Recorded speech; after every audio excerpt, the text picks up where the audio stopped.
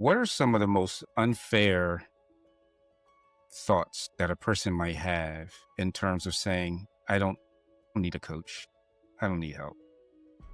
What kind of disservice are they doing to themselves with that type of thinking? A lot of people have apprehension about even telling somebody that they're in the Mm-hmm. midst of a job search. Mm-hmm. So Mm-hmm. the fear of being open Yeah. and this more modern term, which is transparent. Just Yeah. because I'm your coach doesn't mean you have to tell me everything from A to Right. Z. Welcome to the Vision to Reality podcast. I'm your host, Curtis L. Jenkins, and in each episode, I speak with industry experts, thought leaders, and innovators to break down the strategies, techniques, and methods that turn their ideas into reality.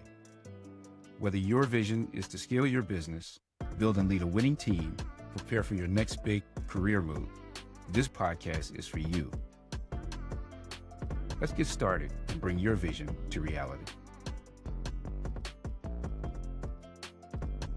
Hey everyone, welcome back to the Vision to Reality podcast, where we highlight accomplished leaders who have turned their personal and professional visions to reality. I'm your host, Curtis Jenkins, and today I'm excited because we're going to talk about how to regain career traction with confidence, something that can make a huge impact on your career or leadership approach. And joining me in this conversation today is Janice Coleman, who's a nationally respected career and leadership coach, sought-after keynote speaker, and best-selling author of Trust the Process, the job seeker's companion from layoff to landing. With over 25 years of stilettos on the ground experience, Janice has become a trusted guide for professionals navigating the most critical moments of their career, whether it's bouncing back after a layoff, stepping into leadership, or making a bold career pivot. As the CEO of JCC Unlimited, Janice has empowered thousands across industries to reposition themselves with clarity, purpose, and power. Her signature approach blends career strategy, mindset mastery, and faith-infused motivation to help job seekers and professionals not just get hired, but to get whole. She's known for her ability to meet people where they are, whether coaching a recent college graduate, a single parent returning to the workforce, or a senior executive facing reinvention. Janice's dynamic presence has led her to many stages and platforms nationwide, including government agencies, universities, women's conferences, leadership summits, and faith-based events. Her work speaks to the heart and the hustle of the modern professional, those who are ready to rise, not retreat, in the face of change. In addition to coaching and speaking, Janice is a content creator and community builder. Her inspirational video series, motivational posts, and live coaching sessions on YouTube, Instagram, TikTok, and LinkedIn have helped thousands reignite their faith, reclaim their confidence, and reimagine what's possible in their careers. Her mission is both simple and transformative: to prepare people to perform with competence, confidence, and courage on purpose, with power and for profit. Welcome, Janice. Why, thank you, Curtis. I appreciate this. Is a great opportunity to be with you, my friend. Oh my goodness. I couldn't wait till we were able to get together and get our calendars synced up, because I know that you got a lot that you can share with the community. And I just want to go right into it. So here's something that I noticed about you over the years, because I didn't just meet you, is that you lead with faith and family, something that you connect with every fiber of your being. So why and how does this align with your mission? How does it align with my mission is a Yes. great thought to start with, because without faith, there is really no mission, Hmm. in my opinion, Okay. because that's the foundation. And my faith infuses absolutely everything that I do on every stage where I find myself, even though I may not quote scripture by virtue of how I'm built and how I'm configured.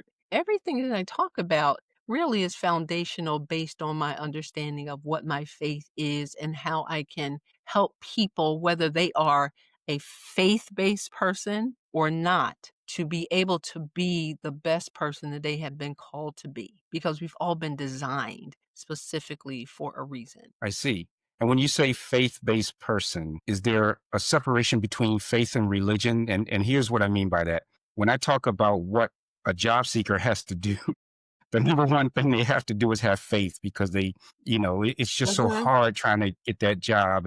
and things like that. So tell me a little bit more when you say a faith-based person, and what does that mean to the job seeker or to anyone? When I say faith-based, I Yeah, am focusing on whether or not a person is tied to a particular specific way of being as far as where they put their trust. got it. So, Got it. in my opinion, faith-based being regardless to what faith-based focus it is, whether it is Christianity or Judaism or another religion, where is a person putting their trust? Which is different than religion because religion is based on protocols, processes, and procedures. But Yep, gotcha. faith-based is built on the heart. So there's a difference where you put your trust. Got it.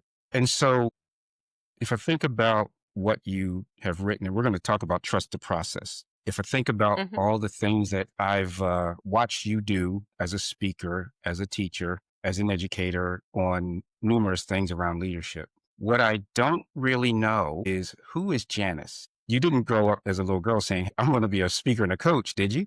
Absolutely not. Okay. So talk to us more about who you are and then what brought you here.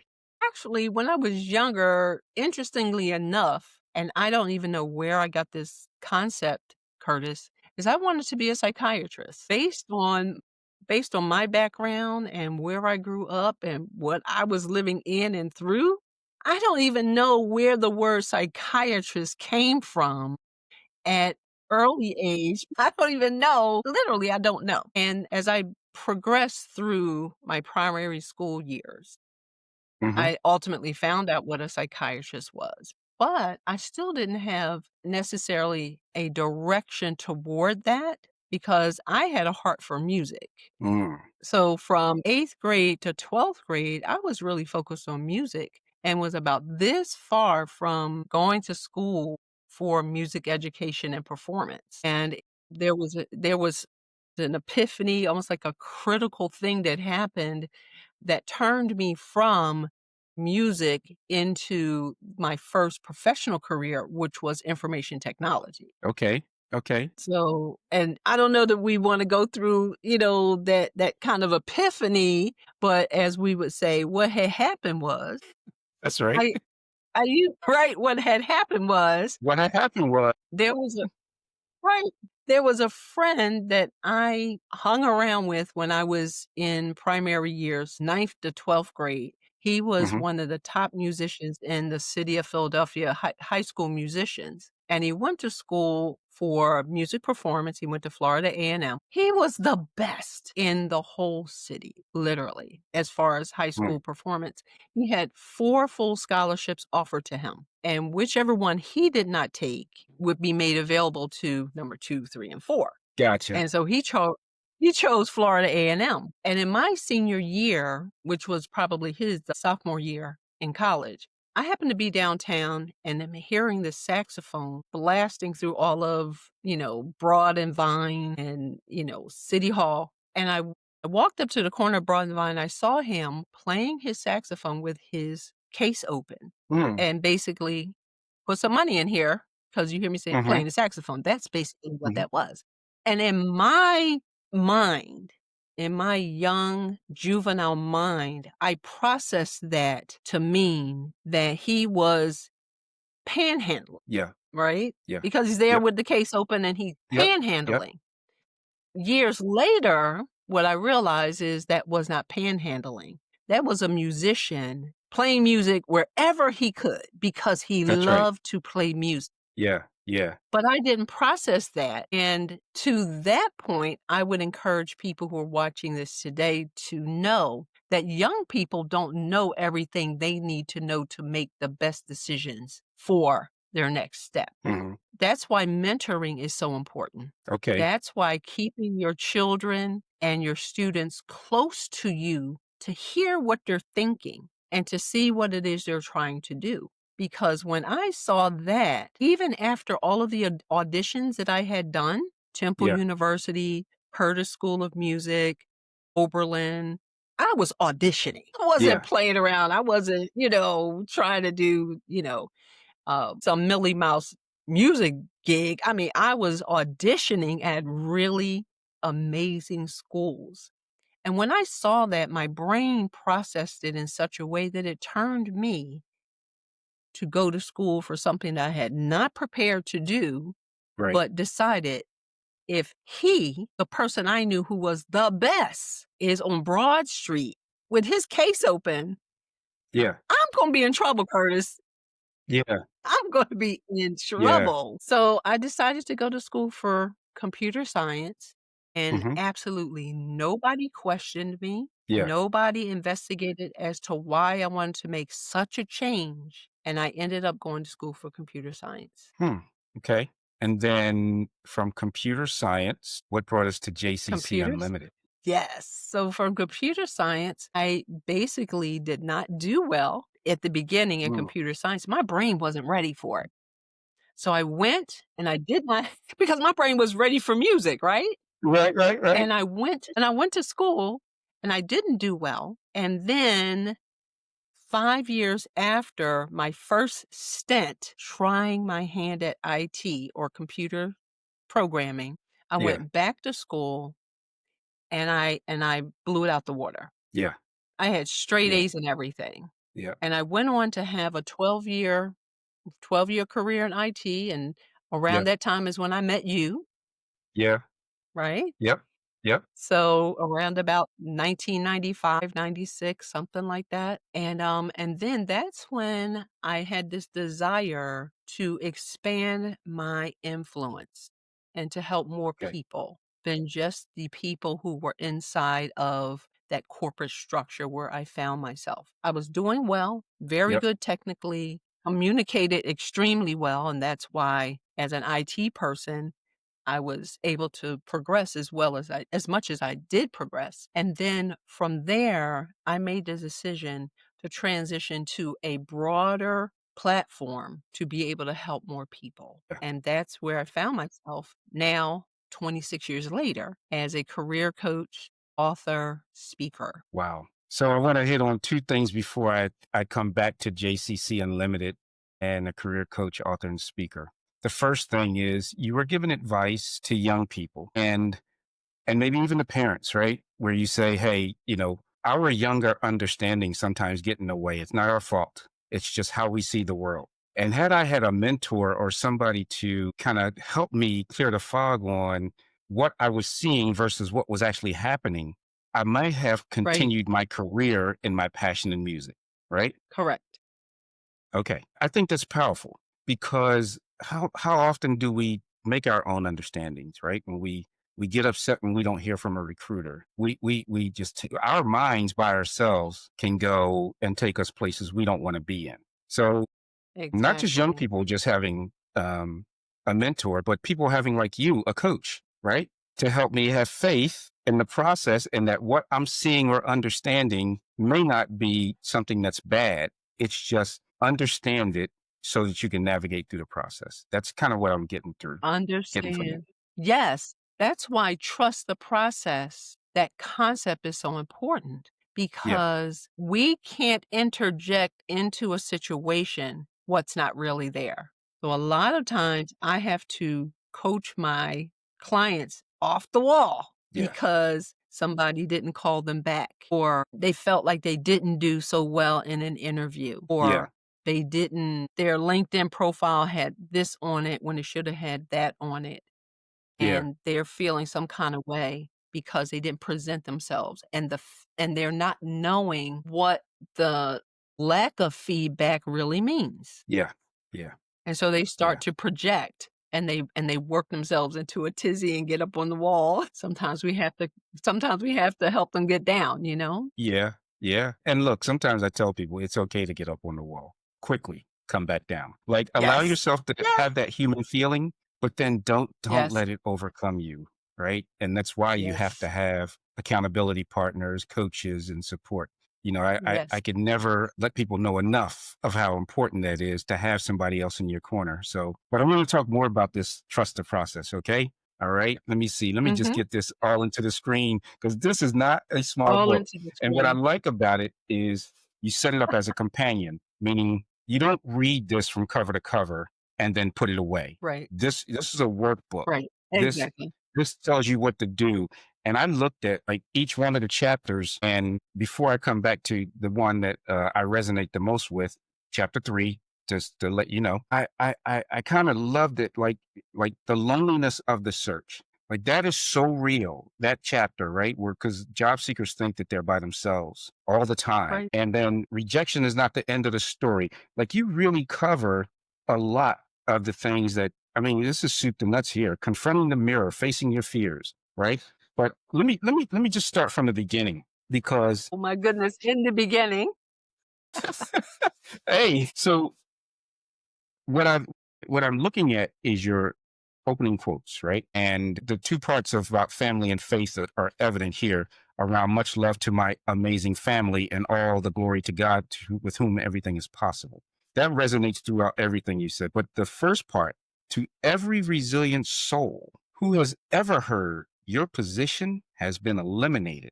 This book is for you. I want you to talk to me about Yes. who was that person? Like, why did you pick that group? Tell me more behind that because that's a powerful statement. I think there's a lot of people that this resonates with, especially recently. Yes. In my practice as a career coach, I've worked with people from the classroom to the boardroom for the last 26 years. And typically, I would focus the majority of our time together on the practical things. Let's Hmm. get the resume together. Let's make sure your LinkedIn profile is congruent with the resume.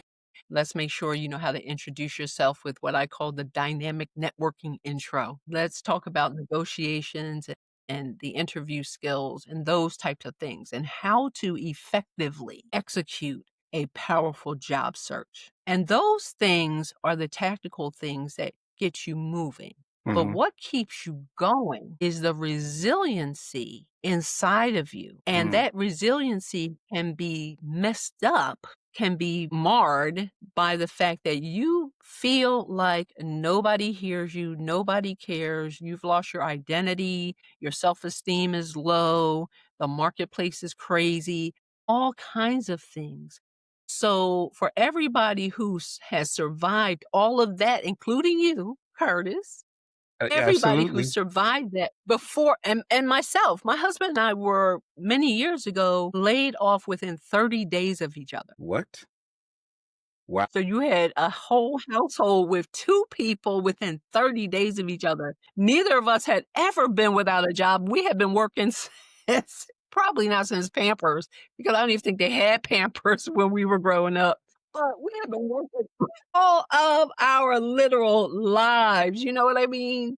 And Yeah. within Yeah. 30 days of each other, we had lost both of our jobs. The resiliency of being able to go through that before I had written this book. That's Okay. why I dedicated it to people whose souls made it through Yeah. without the companion like this book, which says, I hear you, I understand, let's pull it all together, let's open it up, let's figure it out, and let's put closure so that when you get to that next job, all of this stuff will be taken care of Yep. so that you're going to be okay for the rest of your life. Got it. No, I love it. I love it. So now let's talk about chapter 3. Let's talk about chapter 3. Chapter 3, who am I without this title? And you said even I, right? So it happened to me in Yes. 2002 when I got laid off, right?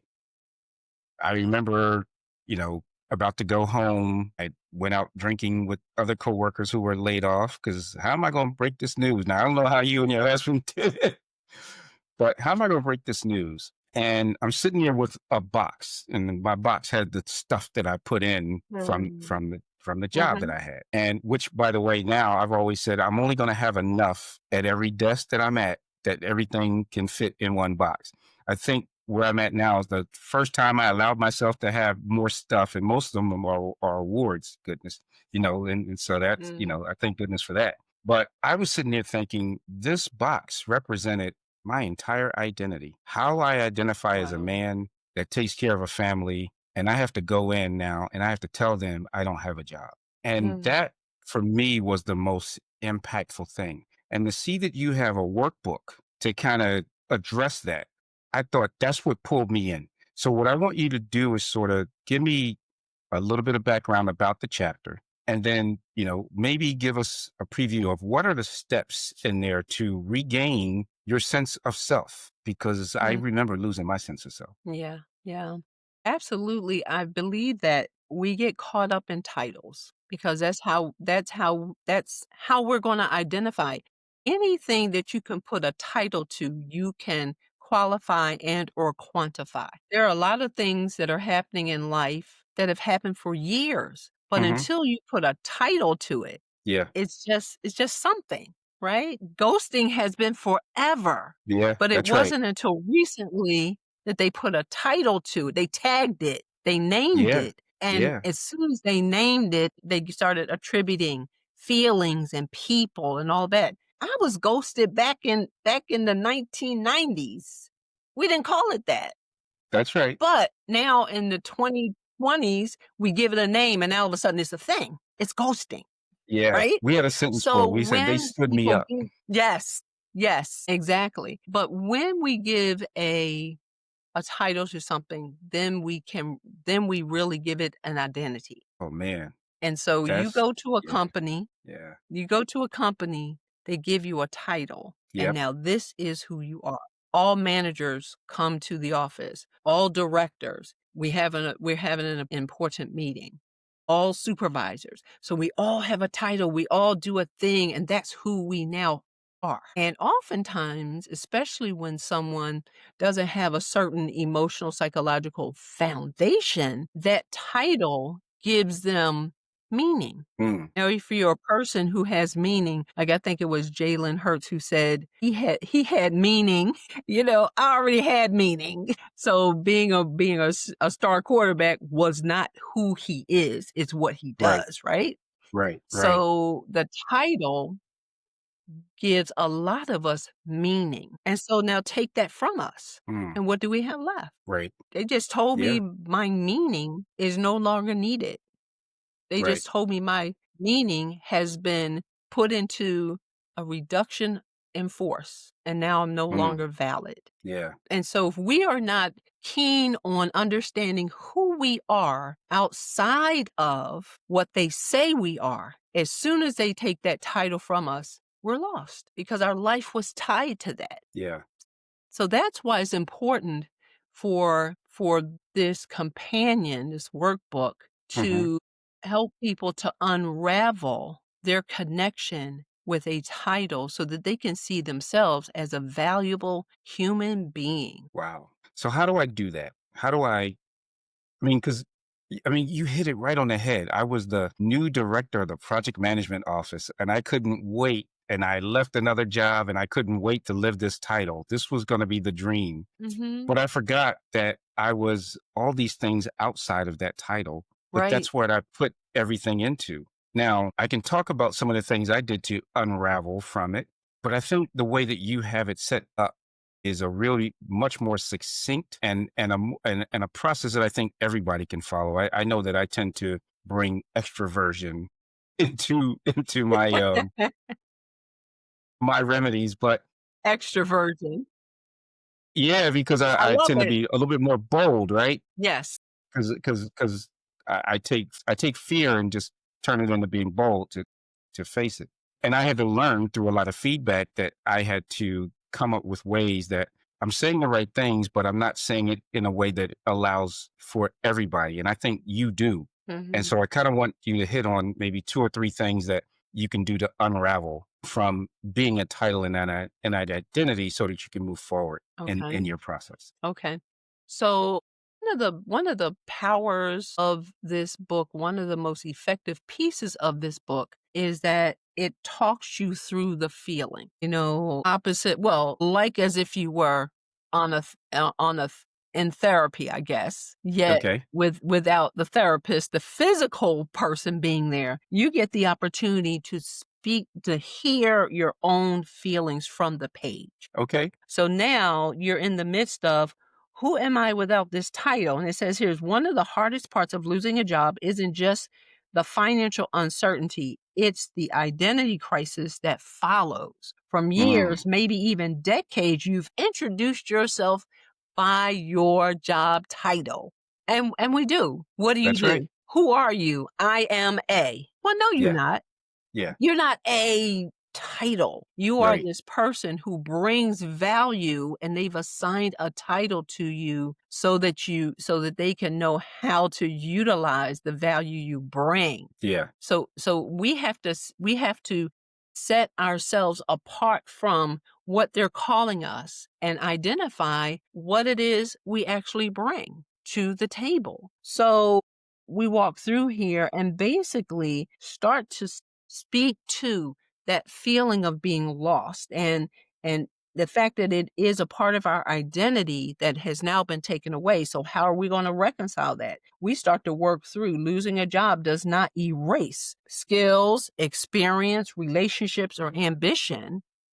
Yeah. It's simply a title. So I'm going to take all of these skills, ambition, and relationships, and I'm going to move it from this quantifiable title, tag, name, what it's been assigned to, and Hmm. me and all of this are going to move into another space. Okay. So it no longer becomes what they say I am, but it's what I agree that I'm going to be able to give to the Mm, marketplace. So it's my got it. value that I bring. Yeah. And it's not about whatever somebody calls me. Now that's how they relate to me, but it's not what I am. It's what I do. Yeah. Did you see Maverick? Did you see Maverick? The Top Gun, the Yes. second one, Yes. I did not.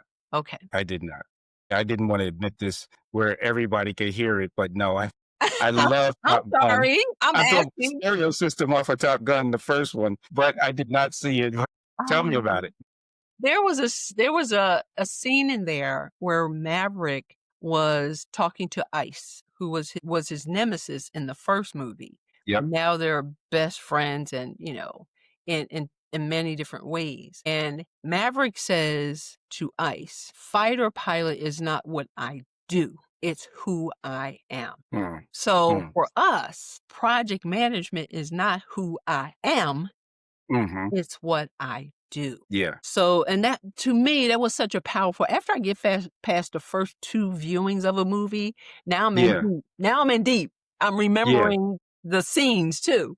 Yeah. But the power of that, to know what we identify with and how we are going to allow ourselves to be labeled and what we bring to the table. He, being Maverick, could have been a two-star general or could have been a senator, but because of the dynamics of who he is, Yeah. he was still a captain. Yeah. And when one of the colonels said that to him, and he said, "Why is that?" And he says, I'm where I belong." Mm, Because that's who he was. And so we have to be comfortable with that so that when we do have this challenge with losing a job or being demoted or being overlooked for promotion, we still have to be okay with us. yeah.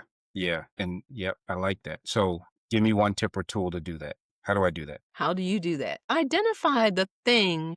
I know for me, this is what I ultimately did. Self-awareness is so important because if you're not Yeah. self-aware, you can't do this. Yeah. Look at and write down the things that you're good at, what you're known for, what people ask you about, what people want to approach you to do on a regular basis. Yeah. Look at that because that's your brand, right? Yeah. That's a whole nother, that's somebody else Yeah. coming on here to talk about That's right. branding. Not Yep. me. I'm not the branding person today. Right. But all of that and decide of all the things that you can do, that you're asked to do, and all of the things that represent the expression of you in the earth. Which of those things do you agree with and which of those things do you like to do? Mhm. And maximize those and minimize the others. And then make that thing your identity. Mhm. Regardless to what somebody else might call you or what somebody else may want you to do, this is now your identity. And reframe how you think about yourself and how the world might see you.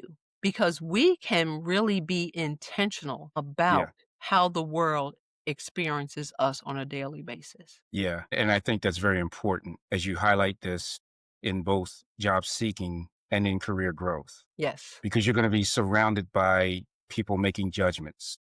And Right. if you're not rock solid on who you know to yourself to be, you'll just get knocked around, and people will see that you don't have the confidence that is necessary Right. for getting a job. And you talk a lot about confidence in your book as well. I mean, I've asked other guests this, but I really want to hear this from you. How important is confidence, and what do you do to help your clients gain confidence when they don't have it? Confidence is really important, and I believe that confidence comes from well, confidence comes from the word confide, right? Okay. And confidence, our self-confidence is how we are able to trust self. And I learned this from a gentleman, Myron Golden, who says, "We are the only person on earth who has heard every lie we've ever told." I like Myron Golden, but that was a golden nugget right there. I Right, love that. exactly. And we are the only person who knows if we have ever lived up to everything we've ever promised ourselves Yeah. we were going to do. Because you might keep a promise to me, but you might Right. feel more at ease to break one for yourself. Like I'm going to get up Yeah. every day at 5 o'clock and work out. If I hit you, just look ahead. Nobody will know. But those kinds of things. And when we do that to ourselves on a regular basis, we lose the ability to even believe in ourselves. Yeah. Wow. And then we bring that into the marketplace, we bring that to a job, and we'll do the things that our manager or our supervisor ask us to do. But we know that we don't have what it takes to rise up to that next level because we never do that for ourselves, but we'll do it for you. And I've got to be willing to stick to my guns and do the things I've said that I'm going to do so that I can have confidence in me and my skills, not just what somebody else told me that I'm good at.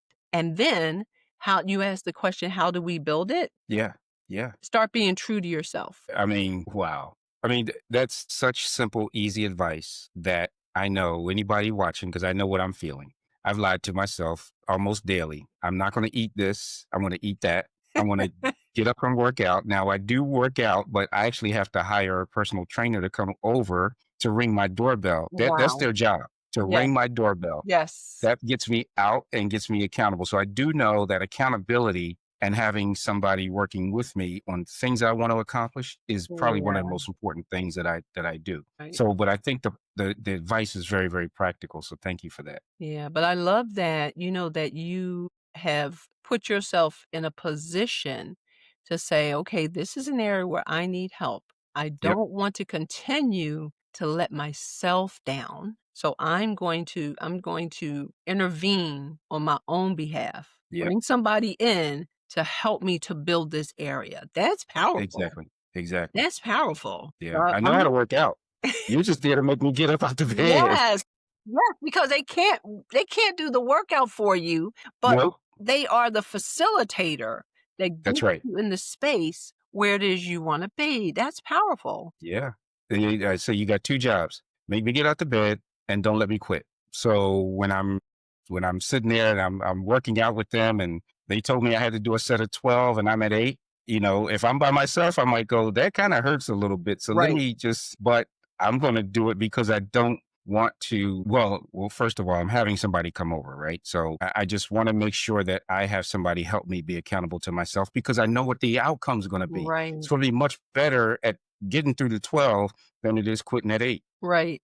Yeah, and so when we make a promise to ourselves, then we have to practice keeping those promises, in which those are habits that we can build. Okay. Love it. Hey, I just wanted to take a quick break to say thank you for tuning into the Vision to Reality podcast.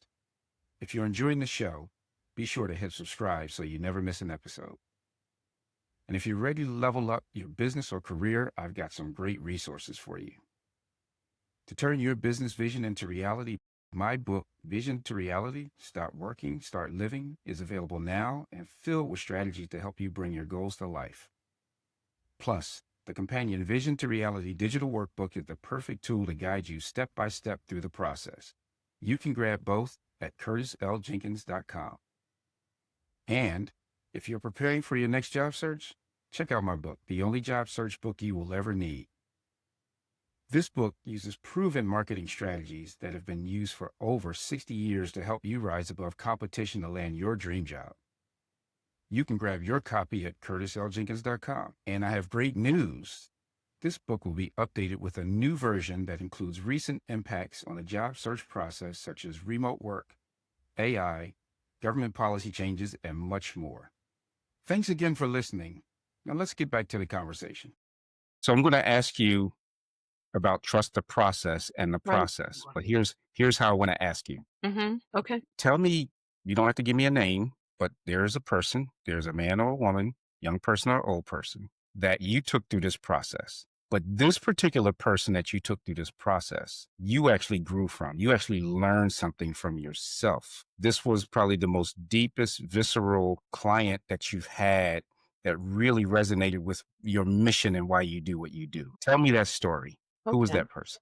Okay. And what did you do? That I remember that you asked that type of question in your podcasts. Okay. I've been a student of you, so I know.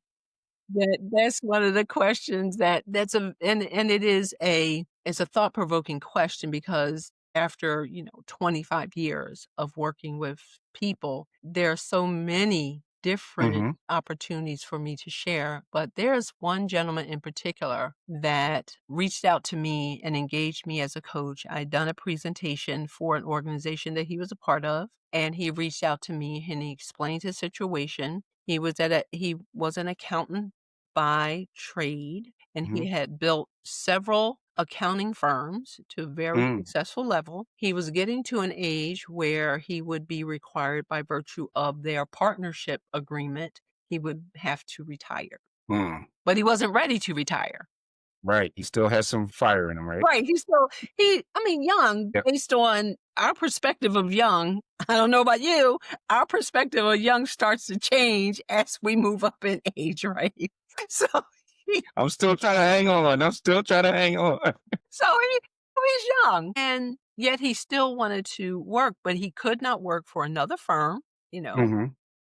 and he decided that he wanted to change from making sure that the numbers were right to moving into a strategy role. So he wanted to go from the accounting side of the house to the CFO side of the house. And that's where he wanted to be. He didn't have CFO leadership experience.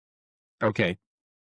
And on top of that, he's an introverted person. Mm. Very accomplished, introverted, knows what he wants to do. And so we went through a lot of what I talk about here in the book, even though at that point he was not laid off, he was not unemployed, he was still employed, but he's looking at the future and what he wanted to do. And so we put together a strategy a lot around networking Okay. and getting him to understand that you have to get into spaces where people can see your abilities. You have to have a LinkedIn profile that shows a different side of your abilities. You have to take a class on certain things. You have to have a resume that shows leadership and the ability to forecast and those types of things where the CFO would sit versus Yes. where an accountant would sit. Yes. So we really had to dig deep in those areas to highlight that. Mm. And and so he started networking and he was networking with accountants and he was networking with CFOs. And I told him, I said, well, one thing that you have to understand is a CFO is not looking for a CFO. An accountant is not looking for a CFO. A That's right. CEO is looking for a CFO. That's right. So we That's right. even had to shift who he was networking with. And after I think his agreement ended, his agreement for separation happened on January 2nd of that particular year. And I believe he landed a CFO position probably the end of March. No, the beginning of March, because it was just around March 16th, 2020. that he Got it. landed his position, and he has been there ever since as a CFO in Philadelphia. I won't give more Right. defining Right. information, but in the Philadelphia area, and, he's thriving. Yeah. But it took courage, confidence, and competence to get to that next level. Gotcha. Couple questions out for that. The first, Right. when you accomplished that, what did it do to you? Who did you become after that? Oh, That was different I than who was you are. I was so excited because I know the process works. Yeah. And Yeah. anytime I can say that until the cows come home. I can say that till I'm blue in the face, Right. but it's when my clients really get it Yeah. and they really trust me. And I use the example of when I was younger, we used to have there was a in Willow Grove, there was something called Willow Grove Park. I don't know if you're familiar with that. I'm familiar with Willow Grove Park and where all the rich people grew up, but go ahead, keep going. But Willow Grove Park was this almost like Six Flags, right? Yeah. Yeah. Willow Grove was Yeah. almost like Six Flags, but a couple of levels down. But, it is Yep. what it is, and it was what it was. And we Yep. used to go at least once a year in the summer to have fun, and it had rides. It had a small rickety roller coaster, right? Yeah. And it Yeah. had this haunted house that was a house of mirrors, and it was haunted and all these things. And we would go, and my older cousin would take us in. She wasn't supposed to, or she would take us in anyway. And she would say, because we were scared, but we were gonna follow her because she was the older cousin and we knew she Right. had no Right. Right. fear. Right. And we would be scared, and she would say, "Just hold my hand." Mm. Mm. And a lot of times I share this with my clients as we embark on this Mm. unsure journey. Just hold my hand. And we would walk into that haunted house, and there would be sounds, and there would be smoke, and there would be the random spider dropping down. The floor would get sinky, things would jump out at you. You'd see the mirrors and all those things. And that's going to happen because that's Yeah. what a haunted house does. But the whole point was just hold my hand, Just hold my hand. and we're going to come out on the other side. Wow. And when I work with clients who just hold my hand Mm-hmm. and walk it, even though it may be unsure, even though it may be ghosting, even though it may be the disappointment of not getting the job or not even getting a response for your resume. But if you hold my hand, we are going to come out on the other side, Curtis. We're going to come out. Yeah. I love it. I love it.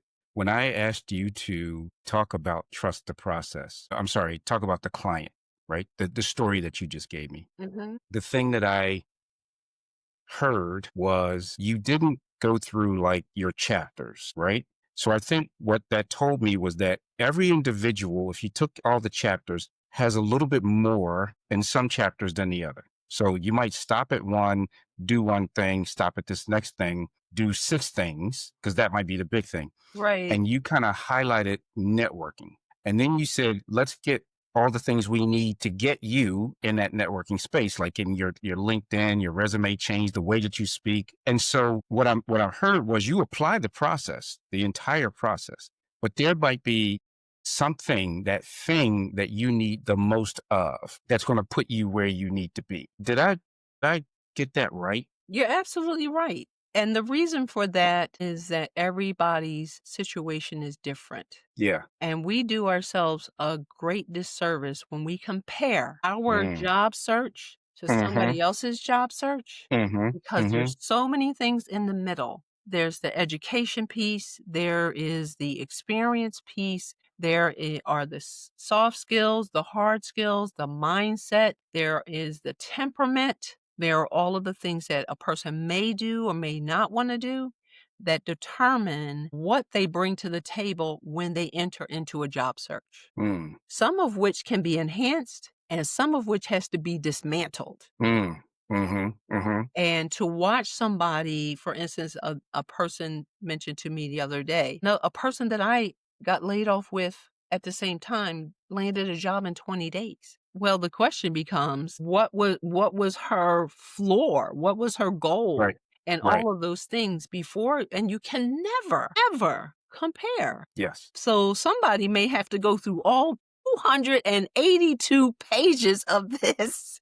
That's right. That's how many pages are in this book. 282 pages to really make it happen. And somebody else may have to go through chapter 1, chapter 5, chapter 8, and they'll be fine. I suggest you start where you from the beginning and start Hmm. to work your way through it, and then you'll start to feel where you actually need to be. Yeah. Because whatever you're experiencing, as far as the feelings that come along with a separation from a job, this companion covers those feelings. Got it. What are some of the most unfair thoughts that a person might have in terms of saying, I don't need a coach. I don't need help. Like, what kind of disservice are they doing to themselves with that type of thinking? A lot of people have apprehension about even telling somebody that they're in the Hmm. midst of a job search. Hmm. So the Hmm. fear of being open Yeah. and this more modern term, which is transparent. Just Yeah. because I'm your coach doesn't mean you have to tell me everything from A to Right. Z. We're only focusing on this. So a lot of times people want to hold too many things close to the vest, and Okay. they don't want to put themselves in a situation of being vulnerable in that way. Yeah. And that I think is a the disservice that they do to themselves. And then also, honest to goodness truth, there are a lot of folks out there, I'll call them folks, who are sitting on the sidelines, coaching from the sidelines. Hmm. And that's why in my introduction, I say stilettos on the ground Yeah. because I'm Yeah. in the game Yeah. with the people that I have worked with. I'm not Yeah. pontificating based Right. on Right. statistics and what I heard or what I read in the Harvard Business Review. Yeah. I'm talking about I'm face to face with people who are in this thing. And so a Yeah. lot of times people who have the title of coach don't come with enough experience. And Yeah. so that expectation makes people who really need the service Yeah. run away because they don't know if they can trust coaches. Yeah. Yeah. Yeah.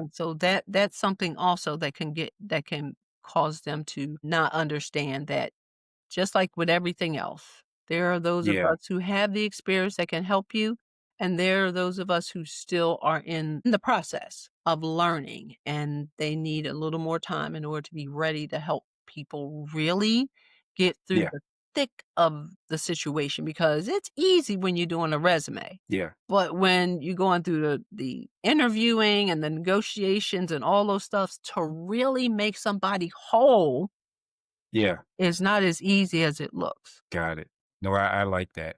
And so if I'm looking for a coach, how do I discern between the two? What are some keywords or what are some interview questions I should ask a person like you and other coaches that are going to sort of discern the difference between somebody that's in the game with the stilettos on the ground versus somebody who can just look up statistics and just pontificate? You gotta ask them, like with many things, what are your Yeah. receipts? Yeah. Who can I go to?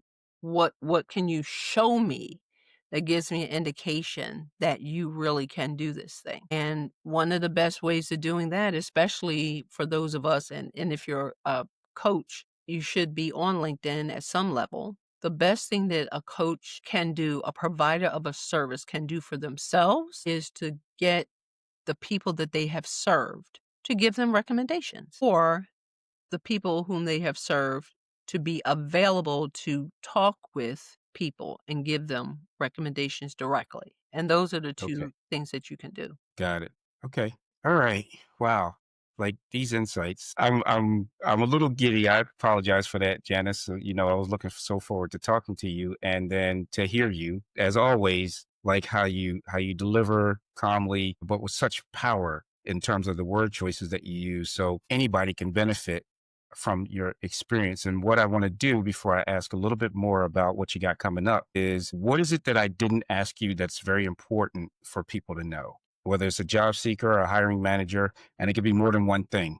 But talk to us about what it is more that we should be knowing or doing. I think that one of the things that's important to understand is that regardless to where you are Hmm. in your career. Nobody is exempt from the proverbial, and we "Can I talk to you in 15 minutes?" Your Yeah. position has Yeah. been eliminated. Nobody. In 2008, 2009, there were people who had worked for companies from the time they left high school, had not expanded their skill set, had not gone to school or none of that, and had been at a company for 20, 30 years and found themselves in the midst of a layoff. There were Yeah. CEOs who had skillfully worked with the board to be able Yeah. to reconfigure divisions and whole departments and entire companies. They had reconfigured entire brands. CEOs go on vacation, come back, and they themselves have been laid off, Mm. and everything in between. So nobody is safe. So what does that mean for you and for me and for anybody who's watching this? That regardless to how safe we feel, we still need to put our house in order, if I can say it that way. Get Yeah. your collateral straight, get your resume done, get your LinkedIn profile up leveled, learn how to engage people at a networking level and those types of things, networking strategies and how to build toward your next is important regardless to where you think you stand right now, because it may not be where you stand on Monday. That is so true. And I would ask you to add, so I think about when I got laid off in 2002. First thing I realized is I didn't have a network. So I started building a network and coming up with a way to make myself marketable, just like a product. That's when I used the 4 P's of market. 2008, 2009 financial crisis. I find myself, sitting with a bunch of debt in a house that I just bought with no furniture and a whiteboard trying to figure out Mhm. where the stimulus funds are going. And that's when I ended up creating my first business because I wanted to, if I couldn't find a job, I needed to make my job a business. Mhm. So as you're explaining to people that this is a process you start right now and you have to build on, talk about how important it is to come up with multiple ways to ensure you can bring value either to yourself or to someone else and have a great and maintain your identity, but also to suffer through these periods that we're going to continue to face. It's interesting you asked me that question. I just had a presentation today, and that was a very similar question. We have to realize that our ability to generate income for ourselves and the people who depend on us Mhm. is one of our biggest assets. We insure our cars, we insure our bodies, we insure our life, we insure, if you're a doctor, you insure your hands. Why don't we take the measures we need to take to make sure that we get a checkup from the neck up Mhm. so that we can know where we stand and be smart about it and do the things that we can do, because we cannot control the marketplace, but we can make sure that we are stable, That's because right. when the marketplace shows itself, and it is showing itself as unstable as it always has Mhm. been, Mhm. the marketplace is the same for the many years that I have been a part of helping people to navigate it. It's like the tale of two cities. It's the best of times and it's the worst of times at the same time, all the time. So how do we fix it? We can't fix that. The only thing we can control is what we do with us. So it behooves us to put more time into considering our skill set, what the market requires of us with regard to our skill set, where our industry is. Is our industry in trouble? Is it stable? Do we need to think about transitioning now before that industry bottoms out? Who do we know? As you said, your network was non existent. And if we are not doing what we need to do with regard to networking, when we can, when Yeah. we need it, it's going to punish us. Yeah. Our network, not intentionally, but just by virtue of the fact that nobody will call you back, Yeah. is because of what you were doing when you didn't need the network. So there are a lot of things that we can and should do in times of relative peace with regard to our industry and our own personal position so that we can continue to leverage our ability to generate income. After Yeah. we get the stability inside of our career, we need to look at how we can extend our ability to make money by virtue of investments, partnerships, stocks, invest in REITs or whatever it is you want to invest in that's going to make you some money on a regular basis, because there may Yep. be that day when you have to or you need to get some money from somewhere and nobody will loan you that money. You need to have those assets so that you can protect yourself. So right now, while we're chatting about it, this is the time. Yeah. This is the Exactly. time to do that. I hope that answered what it is you. No, you know what? It answered more. Here's a funny question I have for you. Can you imagine me without a network? No, when you said that, I was, what is he talking about? I can't even imagine. And to that point, sir, Mm. to that point, I'm 30 miles away from my home meeting somebody for the very first time, and he knows you. So your network, which is a good Yeah. thing. Yeah. Your net, Yeah. Yeah. that's a good thing.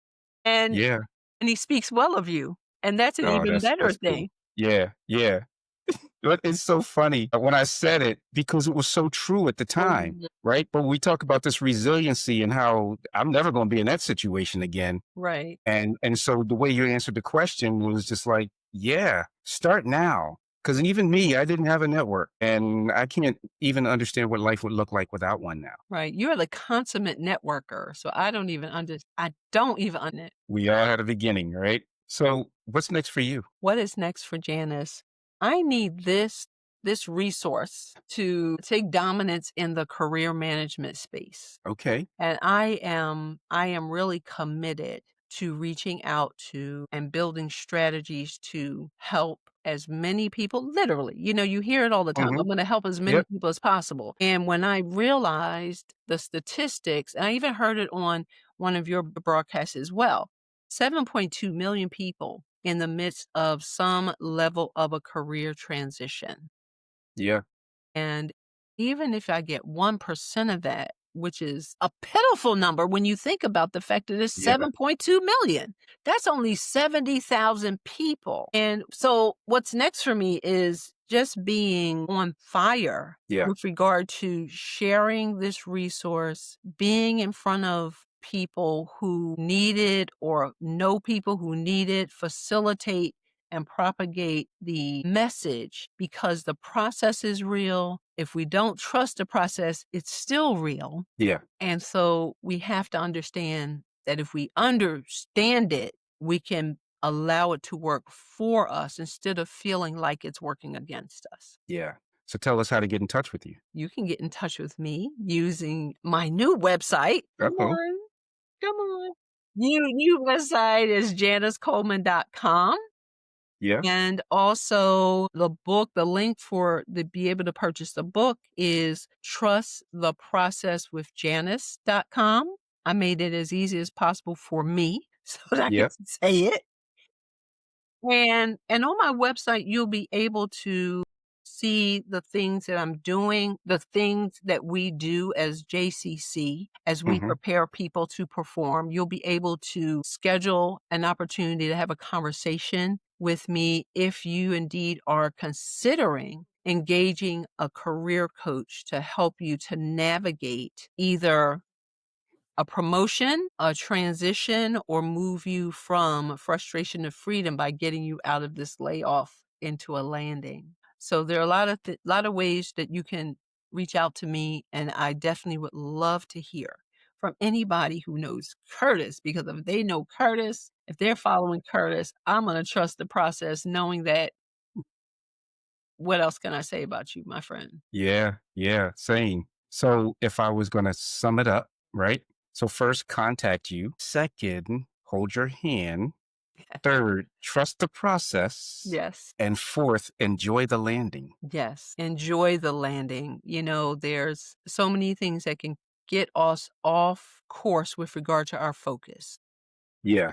And looking for a full-time job becomes a full-time job until you have a full-time job. Yes. And But it can't stop there. It no, cannot stop there. you're right, 100%. So, well, listen, thank you so much for being a guest. I always enjoy talking to you. I learned so much from the time that I first had you come speak with us when we were at Black Data Processing Associates years ago, and you stood tall and you spoke. And I always thought that's somebody to always have in your network.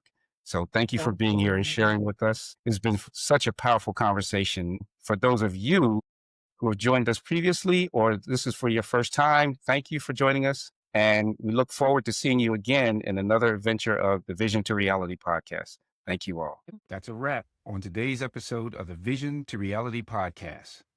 A huge thank you to today's guests. You can find all of their contact information in any resources mentioned in the show notes below. Also, can you do me a big favor? If you found today's conversation valuable, I'd love for you to subscribe, leave a comment and a review, and share it with a friend or colleague who could benefit from the information shared today. And remember, vision without action is just a dream. Let's turn those big ideas into reality. I'll see you in the next episode.